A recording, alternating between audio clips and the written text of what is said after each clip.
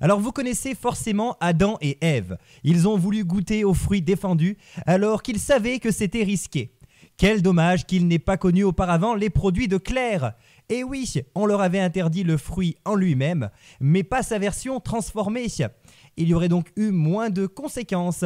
Bon, contrairement à eux, je vais vous faire découvrir tout de suite les produits dont je vous parle. Et il s'agit de vinaigre de cidre et ils vous sont proposés par Claire comme je le mentionnais. Bonsoir Claire. Bonsoir Jérémy. On est ravis de vous avoir parmi nous, c'est un plaisir. Merci, c'est un plaisir partagé. Eh bien écoutez, j'ai plein de questions à vous poser sur ce que vous proposez. Mais pour commencer, qu'est-ce qui vous a poussé à vous lancer dans la culture d'arbres fruitiers? Est-ce qu'il s'agissait pour vous d'un milieu dans lequel vous baignez depuis que vous êtes haute comme 3 pommes, c'est le cas de le dire? Mais oui, vous avez deviné. C'est-à-dire que je ne me suis pas lancée dans la culture des pommes. Je suis tombée dedans quand j'étais petite. D'accord. Et c'est mon grand-père qui m'emmenait avec lui dans les vergers. Donc je courais autour de lui et je le harcelais pour pouvoir apprendre à cultiver les pommes. Et enfin, à 5 ans, j'ai eu le droit d'avoir un sécateur et de commencer à apprendre à tailler. Vous voyez, Ah oui, d'accord, donc c'était tout jeune je suis vraiment déjà. tombée dedans. Voilà, oui. Toute jeune, j'ai commencé à apprendre. Et mon D'accord. grand-père m'a dit d'un air sévère, écoute, si tu veux tailler, il faut commencer par couper le bois mort. Et partant de là, voilà, ça a été, c'est parti. Et moi, j'ai été passionnée par la culture des pommes. D'accord. Alors, de combien d'arbres disposez-vous sur votre verger et quelles sont les différentes variétés de pommes que vous avez? Alors, comme je vous disais, donc j'ai appris avec mon grand-père. Donc, les pommiers dont on dispose, ils ont été plantés par mon grand-père et mon arrière-grand-père. D'accord. Et donc, on n'a que des variétés anciennes de pommes, qui sont presque, je dirais, endémiques, en tout cas, sont des variétés locales. Alors, en variété locale, bon, il y a des variétés qui sont très, très connues, hein, comme la belle de Boscop, qui est très adaptée à notre région. On a des reines des rainettes, on a toutes sortes de rainettes, en fait. Mais aussi, on a une variété de rainettes qui s'appelle la rainette marbrée d'Auvergne, D'accord. qui est une variété ancienne et qui est protégée. Mais on a aussi d'anciennes variétés américaines comme les Winter Banana, les Red Delicious. On a aussi des Calville, qui est une variété qui est presque plus cultivée maintenant, mais qui était beaucoup greffée à cette époque. D'accord. Voilà, quoi. Oui, il y a On plus... a, je dirais, en gros, on a peut-être une vingtaine de variétés différentes. Ah oui, quand même. D'accord. Ah oui, oui. Alors, la caractéristique de ces variétés, c'est que ce ne sont pas des pommes à cidre, comme on peut les trouver en Normandie. Ce sont ce qu'on appelle des pommes à deux fins. Fin, ça s'écrit F-I-N. C'est-à-dire qu'on peut en faire deux choses différentes. Soit les manger comme ça, soit en faire des tartes, voyez, les cuisiner. Et la deuxième possibilité, c'est de les transformer en jus. D'accord. Donc voilà, les deux fins, c'est ça. C'est soit on les mange à peu près telles quelles ou cuisinées, soit on fait du jus. Partant de là, qui dit jus de pomme dit on transforme, on fait d'abord le jus et après on peut transformer. Soit on boit le jus tel qu'il est, il faut le pasteuriser, soit on le fait fermenter. Et vous avez choisi la fermentation puisque du coup, vous proposez des vinaigres. D'accord. Voilà, parce que moi j'aime bien la fermentation. Alors, en fait, ce qu'il faut savoir, hein, je dirais à la base, c'est que pourquoi on transforme le jus? C'est pour conserver, en fait, les propriétés alimentaires de la pomme. Vous savez, les fruits se conservent un certain temps, hein, au frais, dans des caves bien ventilées, suffisamment humides. Mais si on veut les conserver plus longtemps que, je dirais, 3 à 6 mois, d'une façon naturelle, il faut soit pasteuriser, donc ça c'est la méthode qui a été validée par Louis Pasteur, soit faire fermenter. Ça, les fermentations, elles ont aussi été validées par Louis Pasteur. D'accord. Et donc moi j'ai choisi la fermentation parce que c'est quelque chose qui me plaît en fait.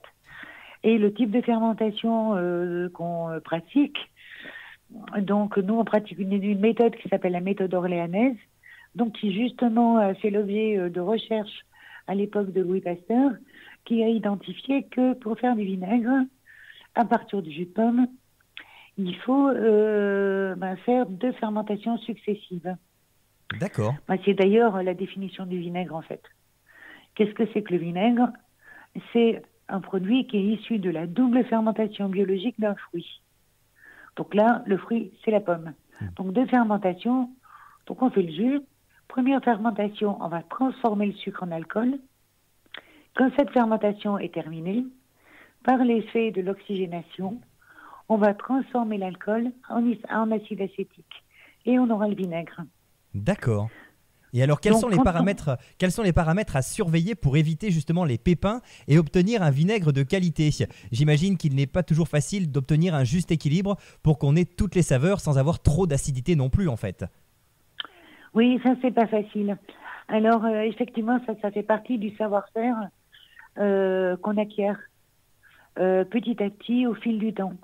Donc il faut savoir qu'il existe des outils pour, je dirais, mesurer le taux de sucre dans les pommes, pouvoir calculer le taux d'alcool potentiel, ensuite, je dirais, prévoir le taux d'acide acétique pour du produit fini.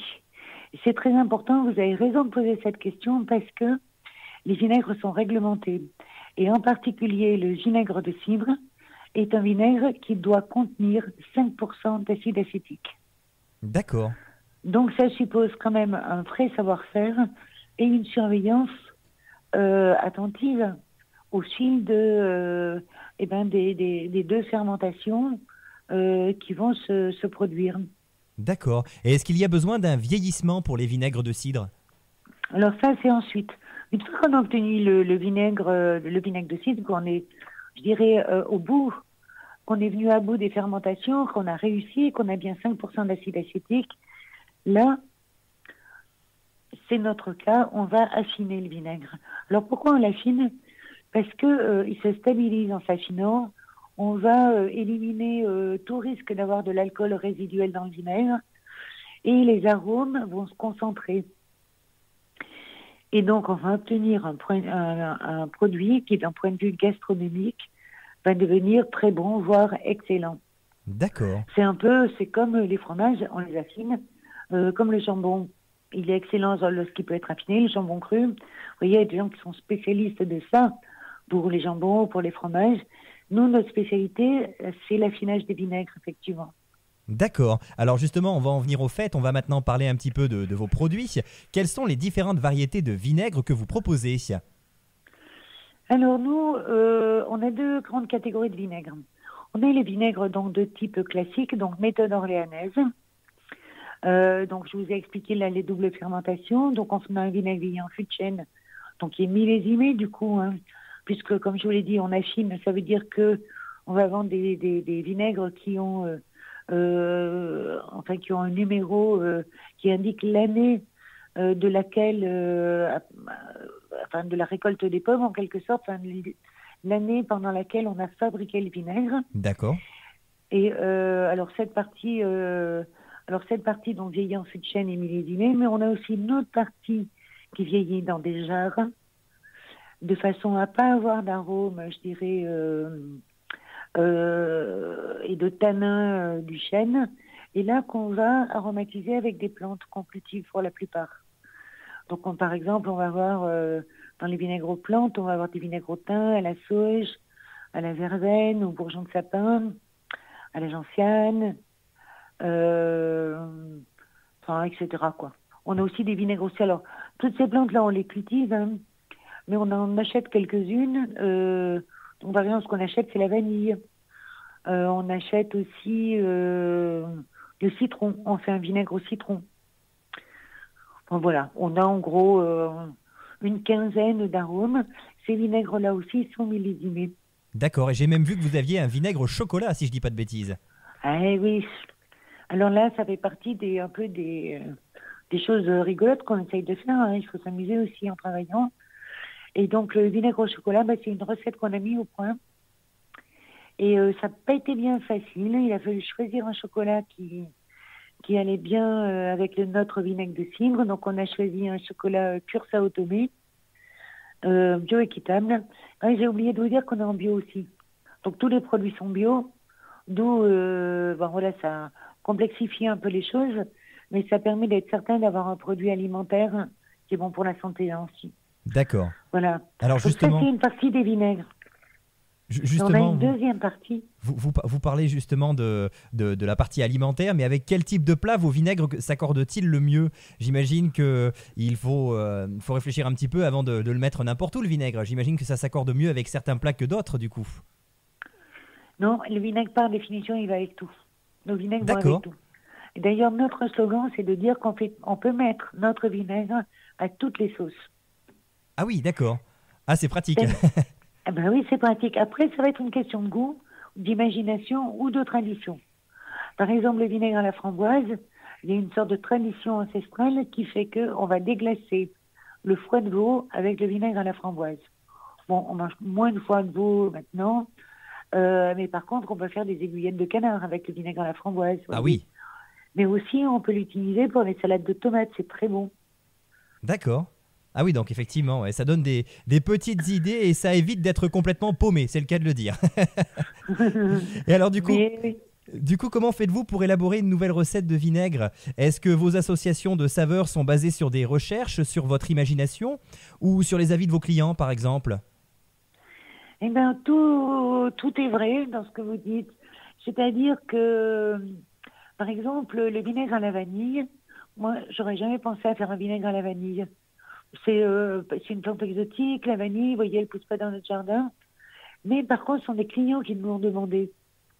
Et en fait, c'est un vinaigre qui se vend très bien. Et vous savez pourquoi? C'est parce qu'il va extrêmement bien dans les salades d'avocat, en particulier. D'accord. C'est extraordinaire comme ça va bien avec l'avocat.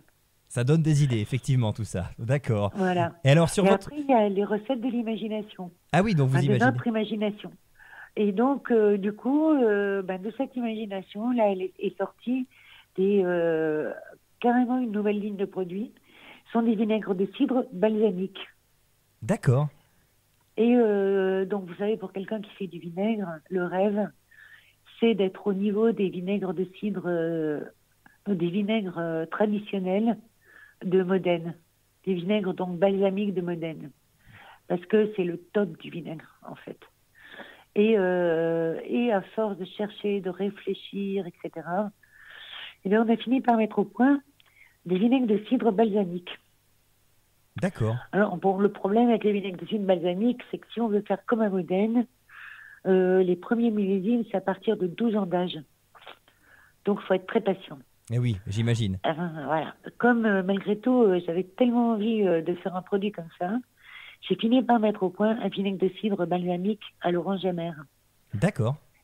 Et ça, je peux vous dire, c'est une tuerie. C'est un vinaigre qui va avec tout. Le seul problème, il faut en mettre très très peu. On l'utilise par goutte parce D'accord. qu'il est extrêmement aromatique. Et pour ce vinaigre-là, on a eu un premier prix d'innovation de la Chambre d'agriculture Auvergne-Rhône-Alpes. Ah oui, d'accord. Ouais, donc c'est Et un ouais. vinaigre à tester pour le coup. D'accord. Ah ouais, ouais, on a eu le prix en 2016, hein, donc ça a bien été testé depuis, à tel point qu'on en a fait un deuxième, qui est un vinaigre de cidre balsamique à la cerise. Eh ben, c'est pas mal non plus, hein. Eh ben, C'est pas mal non plus. vous m'avez donné l'eau à la bouche là pour le coup.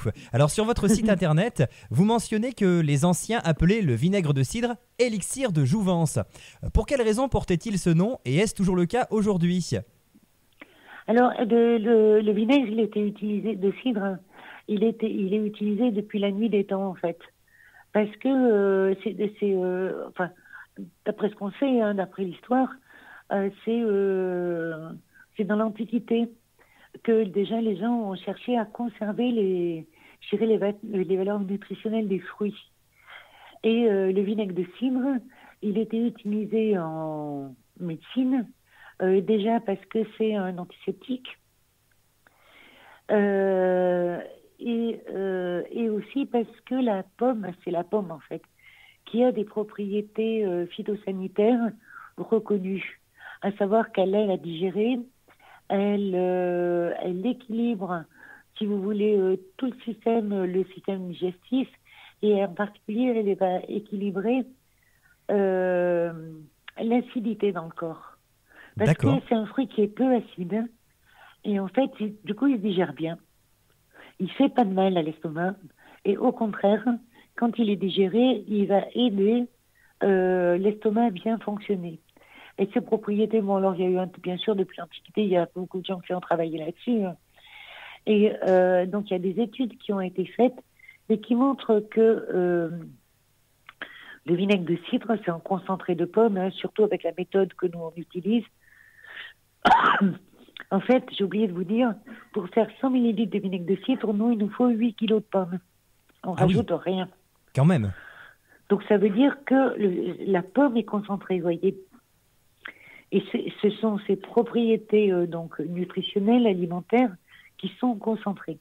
D'ailleurs, pour ça que c'est important que la pomme ne soit pas traitée. Et parce que quand la pomme se concentre, qu'est-ce qui s'évapore? C'est l'eau. Et oui, tout bien le sûr. reste va rester justement. Et alors du coup, on parlait du fameux nom élixir de jouvence, et j'imagine que c'est ce nom qui vous a poussé à conditionner vos vinaigres dans des fioles du coup. Oui, alors ça c'est un peu le hasard, hein, pour être honnête. Ah oui, d'accord. Mais finalement, il y a beaucoup de personnes qui nous disent, mais on dirait de la potion magique. Oui, c'est pour ça, élixir, vous voyez. Mais oui, mais c'en est de la potion magique. Effectivement, vous avez raison. Et alors du coup, quelles sont les autres recettes à base de pommes que vous proposez sur votre exploitation? Car il me semble que vous avez également d'autres choses. Mais oui, quelle bonne question. Alors, parallèlement au vinaigre, on s'est mis à faire des fermentations en vue de proposer des apéritifs et des digestifs. Donc, alors on fait deux choses. On distille le mou. Enfin, on fait distiller du moins le mou. Ça nous donne une eau de vie de pomme qu'on va aromatiser avec des plantes aromatiques aussi. Donc, on a 3 eaux de vie qui sont un peu des digestifs, qui n'ont pas un degré d'alcool trop élevé. C'est à 33 degrés. Donc, on a une eau de vie marjolaine, verveine, une eau de vie au bourgeon de sapin et une eau de vie au fenouil. Donc ça, toutes les plantes sont cultivées chez nous. D'accord. Et on a aussi un produit local qui s'appelle la pomone. Alors ça, c'est la même recette que le pommeau. Donc recette ancestrale encore, c'est-à-dire que c'est un jus de pomme muté à l'eau de vie. Alors qu'est-ce que ça veut dire ça? Ça veut dire que ce qu'on a dans la bouteille, c'est du jus de pomme qui sort du pressoir. Et là, au lieu de le faire fermenter, on l'empêche de fermenter en ajoutant de l'eau de jus de pomme. D'accord. Ah, c'est original. Donc on a une bouteille qui contient du jus de pomme et 18% de jus de pomme. D'accord. Bon. Et du coup, il ne bouge plus. Donc quand vous prenez l'apéritif bien frais, avec des amis, et bien en fait, vous pouvez dire que vous buvez essentiellement du jus de pomme tout frais. D'accord. Eh ben, écoutez, en tout cas, Claire, merci beaucoup pour vos explications. On va devoir se laisser parce que malheureusement, l'émission arrive à son terme, mais en tout cas, on a appris plein de choses grâce à vous. Avant de vous laisser, j'ai tout de même une dernière question à vous poser. Où peut-on vous retrouver? Est-ce qu'il y a éventuellement une boutique physique qui existe? Également peut-être un site internet qu'on peut consulter? Oui, bien sûr. Vous avez un site internet qui s'appelle vinaigredelacarrière.fr. Vous pouvez venir chez nous. Sur le site, vous trouverez toutes les coordonnées et tous les points de vente. N'hésitez pas à nous appeler et à venir nous voir. Eh ben, écoutez, en tout cas, c'était un plaisir pour nous de découvrir vos vinaigres et les nombreux produits à base de pommes que vous proposez du coup du côté de chez vous. On peut également rappeler votre adresse. Du coup, vous êtes de quel côté du coup? On est à Montvic. C'est un petit village qui est pas très loin de Montmarot, sortie d'autoroute. Et sinon, Montluçon, Commentry, sud de l'Allier. D'accord, donc du côté de Montvic, pour ceux qui voudraient éventuellement s'y rendre. Merci beaucoup Claire, on vous souhaite une très belle fin de soirée, et puis on vous dit à bientôt, vous revenez quand vous voulez sur les ondes.